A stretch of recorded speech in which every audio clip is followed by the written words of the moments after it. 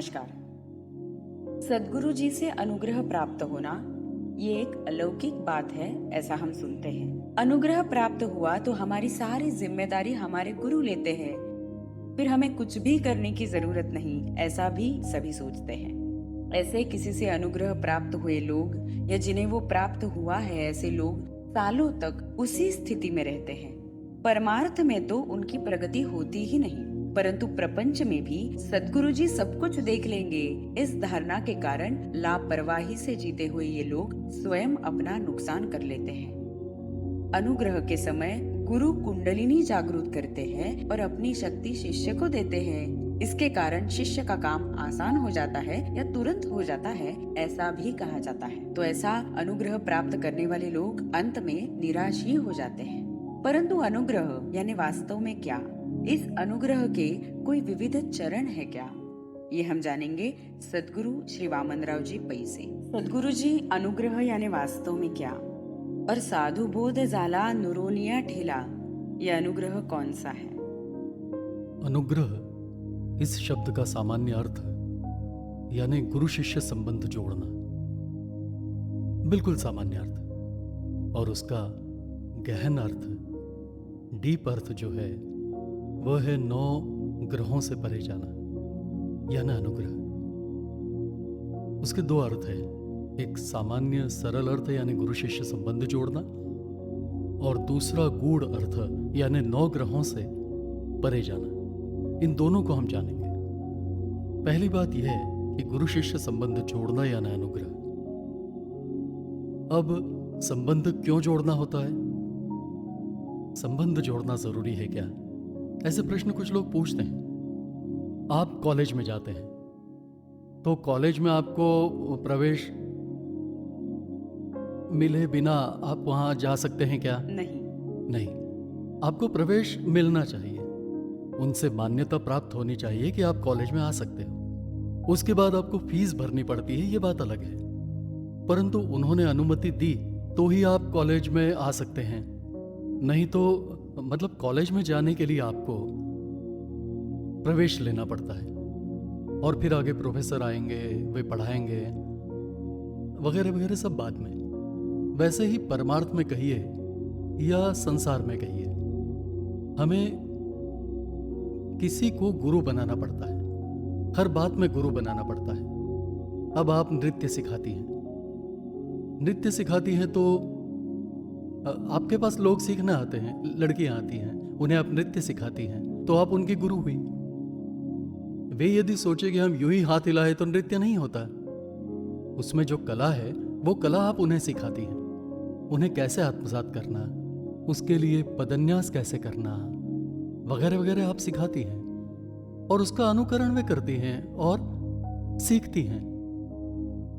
वैसे ही हर कला के लिए, हर एक विद्या के लिए गुरु जरूरी है। गुरु के बिना ज्ञान प्राप्त नहीं होता, समझे? और इसलिए गुरु बिना अनुभव कैसा कड़े कहा गया है ना, कि गुरु बिना ज्ञान नहीं और ज्ञान के बिना अनुभव नहीं। और इसलिए गुरु बनाना, यह जो बात है ना, अब गुरु बनाना इस शब्द का प्रयोग किया है हमने, तब गुरु बनाना यानी नाम मात्र गुरु बनाना ऐसा नहीं है। ज्यादातर लोगों की ऐसी धारणा है कि गुरु के बिना गति नहीं। ऐसी बहुत लोगों की धारणा है कि गुरु के बिना गति नहीं, और इसीलिए वे किसी को भी गुरु बना लेते हैं। क्यों? क्योंकि गुरु के बिना गति नहीं। किसी को भी गुरु बनाया तो हमें अच्छी गति प्राप्त होगी, इस भ्रम में रहते हैं। परंतु यह सब गलत है। गुरु के बिना गति नहीं है तो सही है, परंतु गुरु किसे बनाना यह महत्वपूर्ण है। या किसी को भी गुरु बना ले, नहीं। पति बिना गति नहीं, यह सच है।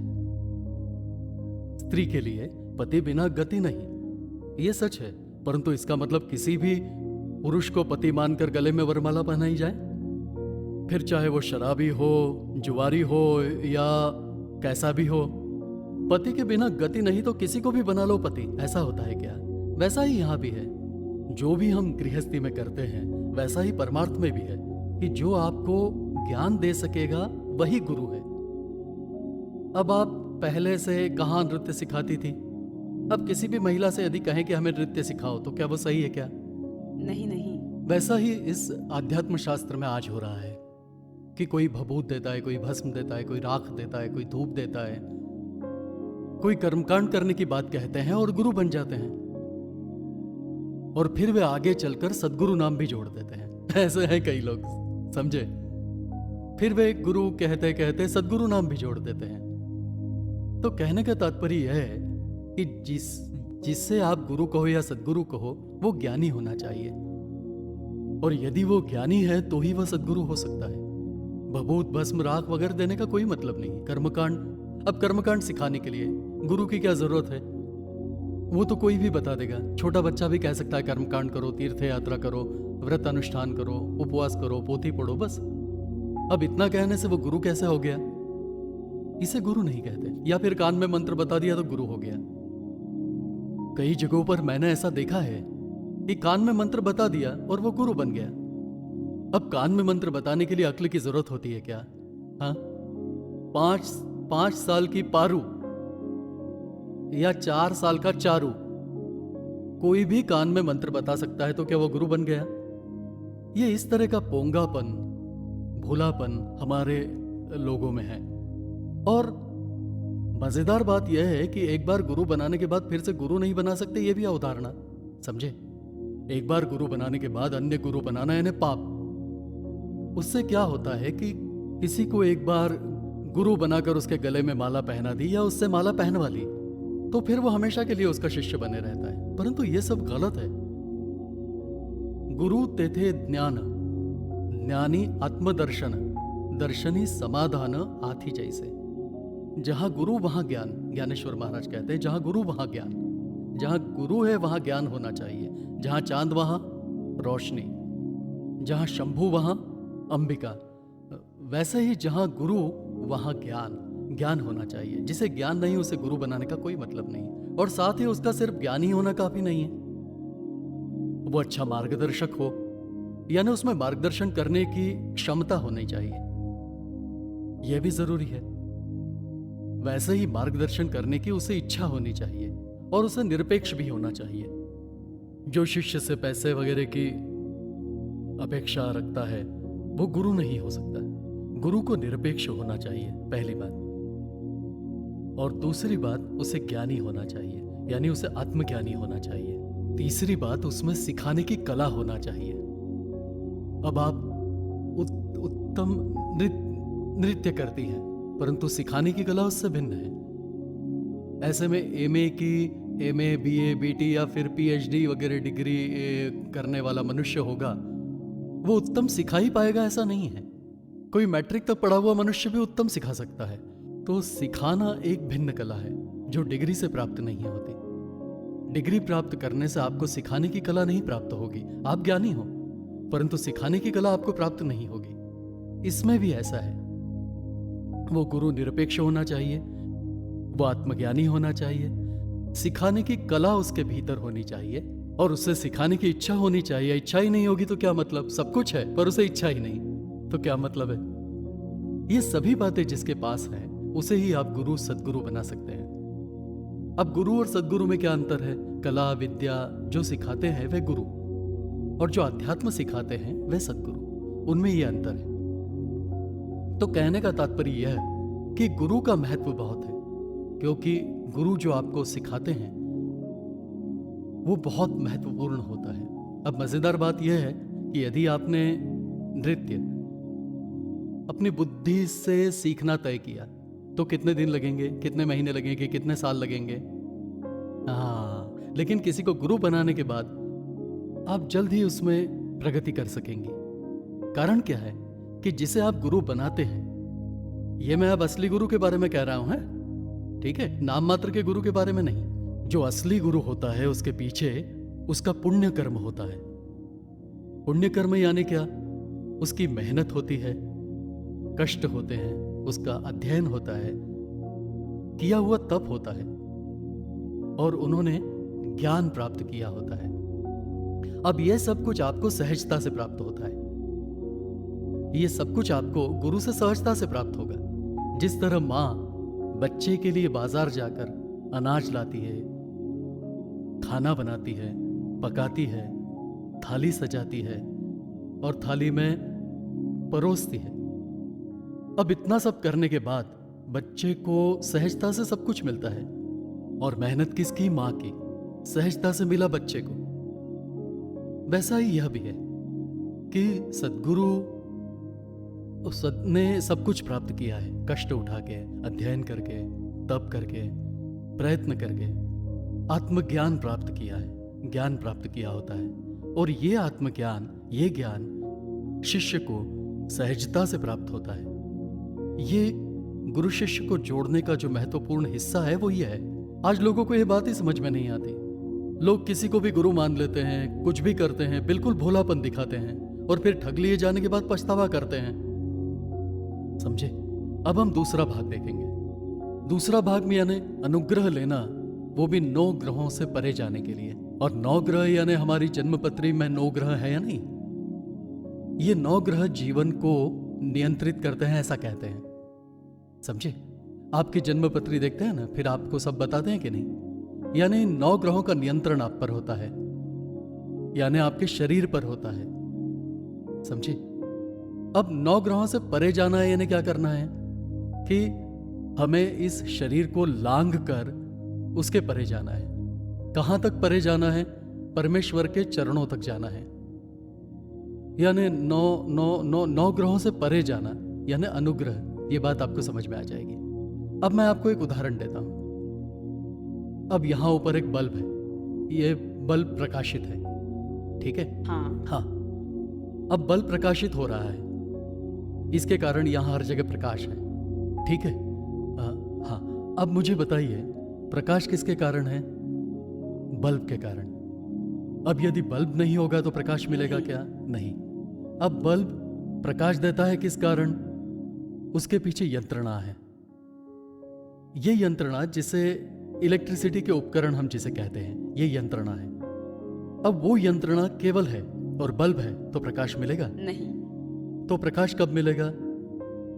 उस यंत्रणा को इलेक्ट्रिसिटी से जब जोड़ा जाएगा तब प्रकाश मिलेगा। नहीं तो बल्ब है, यंत्रणा है, परंतु उन्हें इलेक्ट्रिसिटी से जोड़ा नहीं गया तो प्रकाश मिलेगा क्या? प्रकाश नहीं मिलेगा। वैसे ही हमारा शरीर यानी बल्ब, इस बल्ब से प्रकाश मिलता है। कैसा प्रकाश? अब देखना, एक प्रकाश है, सुनना एक प्रकाश है, मैं अभी बोल रहा हूं, यह भी एक प्रकाश है। हम कहते हैं ना, अरे वो तो गया। मनुष्य का देहांत होने के बाद हम क्या कहते हैं? अजी वो तो गया। गया कैसे? उसका शरीर तो तब भी वहीं होता है, उसका शरीर जो है वो तब भी वहीं पड़ा होता है। परंतु आने जाने वाले लोगों से क्या कहते हैं? अजी वो गया, परंतु वो कहां गया है? वो तो यहीं है। तो गया कैसे? असल में गया यानी सांस चली गई, दृष्टि चली गई, श्रवण गया, वाणी गई, लेना देना गया, चलना फिरना गया, सब कुछ गया। समझे? यानी गया माने क्या, यह आपको समझ में आ जाएगा। यह मैं क्या कह रहा हूं कि अब ये वीडियो चल रहा है, बल्ब प्रकाशित हो रहा है, फ्रिज चल रहा है, ऐसे इलेक्ट्रिसिटी के जो विविध उपकरण हैं वे सभी किसके कारण? इलेक्ट्रिसिटी के कारण। परंतु सिर्फ इलेक्ट्रिसिटी है, परंतु उसे जोड़ा नहीं गया तो क्या फायदा? सिर्फ इलेक्ट्रिसिटी है परंतु यंत्रणा नहीं, बल्ब नहीं, तो क्या मतलब? प्रकाश मिलेगा नहीं। इसलिए ये सब जरूरी है, ये सब जरूरी है। इसलिए जीवन विद्या क्या कहती है? अब आध्यात्म में क्या है? सिर्फ उस बिजली को महत्व दिया गया है। समझे? अध्यात्म में, परमार्थ में उस बिजली को महत्व दिया गया है, बाकी चीजों को महत्व नहीं दिया गया। परंतु जीवन विद्या ने इन सभी को महत्व दिया है। जीवन विद्या क्या कहती है कि बिजली है, परंतु आपके पास बल्ब नहीं होगा तो प्रकाश कैसे मिलेगा? वही है। उसके पीछे यंत्रणा है, वो नहीं होगी तो प्रकाश कैसे मिलेगा? और यंत्रणा है, बल्ब है, सब कुछ है, पर उसे बिजली से जोड़ा नहीं तो प्रकाश कैसे मिलेगा? हाँ। समझे? वैसे ही जीवन विद्या क्या कहती कि यह जो भी है सब कुछ महत्वपूर्ण है। शरीर महत्वपूर्ण है, उसके बाद उसमें ज्ञानेंद्रिय है, कर्मेंद्रिय है, वे महत्वपूर्ण है। उसके बाद उसमें सब कुछ जैसे मन, बुद्धि, चित्त, ये सब महत्वपूर्ण है। उसके बाद उसमें जो भी यंत्रणा है, भीतर हृदय है, लीवर है, पैनक्रियाज है, ये सारी यंत्रणा है। कल्पना, भावना, धारणा, ये यंत्रणा है, ये सारी यंत्रणाएं हैं, देखिए, समझे। परंतु इसे उससे जोड़ा नहीं गया चैतन्य शक्ति से, तो इनमें से किसी भी बात की आप कल्पना ही नहीं कर सकते। उस चैतन्य शक्ति से यानी ईश्वर से आप जुड़े नहीं, तो आप कल्पना भी नहीं कर सकते, भावना नहीं व्यक्त कर सकते, देख नहीं सकते, सुन नहीं सकते, चल नहीं सकते, बोल नहीं सकते, कुछ नहीं कर सकते। आप खाना तक नहीं खा सकते। तो अब महत्व सभी का महत्व है, परंतु आज हम महत्व किसे देते हैं? आज हम अपने शरीर को भी महत्व नहीं देते। आज हम अपने शरीर को भी महत्व नहीं देते, तो हम महत्व किसे देते हैं? मुझे क्या चाहिए, मुझे क्या नहीं चाहिए, इसे हम महत्व देते हैं। देखिए, अब आपने अपने जीवन में अब तक किसे महत्व दिया? मुझे क्या चाहिए और मुझे क्या नहीं चाहिए। आपकी आंखों के सामने बस इतना ही है, और इसे ही असली संसार कहते हैं। संसार जिसे कहते हैं वो इतना ही है, समझी। और मुझे जो चाहिए वो पाने के लिए प्रयत्न करना, और जो नहीं चाहिए उसे टालने का प्रयत्न करना, और ये प्रयत्न करना है ना संसार। ऐसा हुआ है, समझे। आप देखिए, आप अपने शरीर के प्रति भी ध्यान नहीं देते। सिर्फ कैसे देते हैं? लोगों के बीच जाना है तो हमें ठीक ठाक रहना चाहिए, तो शरीर को ठीक ठाक रखना चाहिए, आप केवल इतना ही देखते हैं। यानी केवल आप अच्छे दिखें, केवल इसीलिए आप शरीर के प्रति ध्यान देते हैं। परंतु शरीर का महत्व आपको कभी समझ में आया है क्या? उसे समझने के लिए हमारी पुस्तक पढ़िए, शरीर साक्षात परमेश्वर, तब आपकी समझ में आएगा कि शरीर कितना महत्वपूर्ण है। तो मैं क्या कह रहा हूं कि ये सब कुछ महत्वपूर्ण है। अब पहले के जमाने में लोगों ने क्या किया? शरीर को महत्व ही नहीं दिया, जो यंत्रणा है उसे महत्व नहीं दिया, बल्ब है उसे महत्व नहीं दिया, दिया महत्व केवल बिजली को यानी चैतन्य शक्ति को, समझे। और इसलिए मजे की बात क्या हुई, हमें एक हजारों सालों तक की जो गुलामी सहनी पड़ी, उसके अनेक कारण हैं। उनमें से एक मुख्य कारण कि हमने मटेरियल लाइफ की उपेक्षा की, समझे। तो कहने का तात्पर्य यह कि नवग्रहों से परे जाना यानी अनुग्रह। तो सद्गुरु क्या करते हैं? सद्गुरु आपको ऐसा ज्ञान देते हैं जो आपको इस शरीर को लांघ कर उससे परे, उससे परे, उससे परे ले जाते जाते ईश्वर तक ले जाते हैं, और हमें ईश्वर से किस तरह जुड़ना है यह सिखाते हैं। संबंध, समझे। एक बार संबंध एक बार जुड़ गया तो करंट शुरू हो गया, और एक बार करंट शुरू हो गया तो हमारे जीवन को अर्थ प्राप्त होता है। नहीं तो हमारा जीवन अनर्थ या निरर्थक है, समझे। परंतु जिसे परम अर्थ कहते हैं यानी परमार्थ, परम अर्थ यानी परमार्थ, वो असली परम अर्थ यानी परमार्थ तभी होता है जब आप उस ईश्वर से, परमेश्वर से जुड़ जाते हैं। इसलिए जुड़ जाना महत्वपूर्ण है। तो ये जुड़ने की क्रिया कैसे होती है, इसे कौन करता है, उसकी युक्ति क्या है, ये सब कुछ सद्गुरु सिखाते हैं। और सद्गुरु ने एक बार जुड़ने की कला सिखा दी, फिर सद्गुरु आपको विशिष्ट मर्यादा तक पहुंचा सकते हैं, उसके आगे वे कुछ नहीं कर सकते। और आपको एक बार जुड़ने की कला सिखाने के बाद उसे आत्मसात करना आपका काम है। आपकी विद्यार्थिनियों को नृत्य सिखाने के बाद उसके अनुसार नृत्य करना उनका काम है, सीखना उनका काम है, सिखाना आपका काम है। वैसे ही सद्गुरु आपको सिखाते हैं, सिखाना शिष्य का काम है।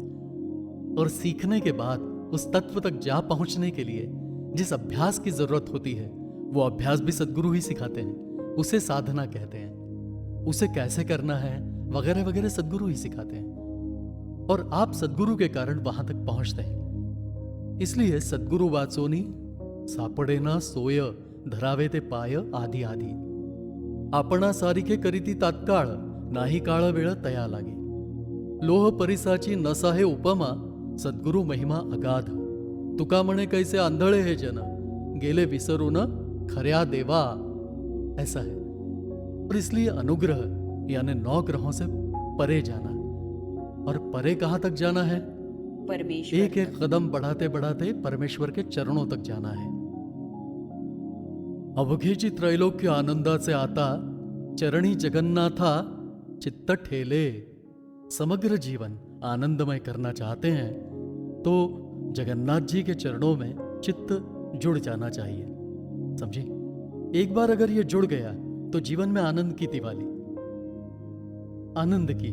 हमारे यहां दिवाली सिर्फ साल में एक बार आती है, पर इसके संग आनंद की दिवाली हर रोज 365 दिन आनंद की दिवाली। अब इसे प्राप्त करना है कि नहीं, ये तुम्हें तय करना है, क्योंकि तुम ही हो अपनी जीवन की शिल्पकार।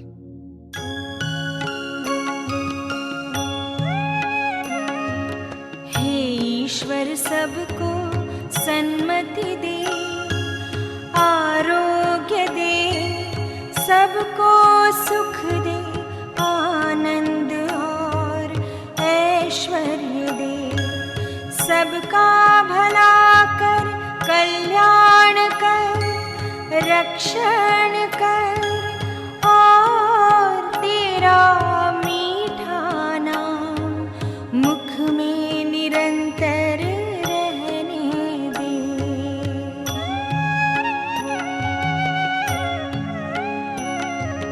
हे ईश्वर सबको सन्मति दे, आरोग्य दे, सबको सुख दे, आनंद और ऐश्वर्य दे, सबका भला कर, कल्याण कर, रक्षण कर, और तेरा मीठा नाम मुख में निरंतर रहने